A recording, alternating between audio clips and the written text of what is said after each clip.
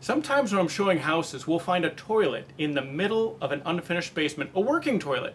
No walls around it, no privacy, just sitting there. This is called a Pittsburgh toilet. Well, the history of the Pittsburgh toilet has its start in, where would you think? Pittsburgh, Pennsylvania. An area with a lot of blue-collar workers that would work either in manufacturing, steel mills, miners. They would come home after a long shift, covered in grime. Instead of tramping that throughout the house, they would go straight down to the basement where the Pittsburgh toilet would be, usually next to a crude shower that's just over a floor drain.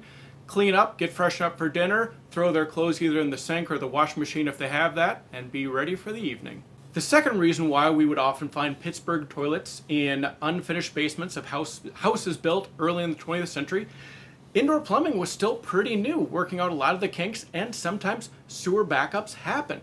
If you had that toilet in the basement, that's where that backup would be, not on the main floor or even upstairs where really bad things could happen. So the next time that you're at a house and you see a toilet in an unfinished basement, you can impress everybody by letting them know that's a Pittsburgh toilet. So if there's something that you're curious about in a house, drop in the comments. I want to know what you're curious about. Maybe we'll even do a video about your question.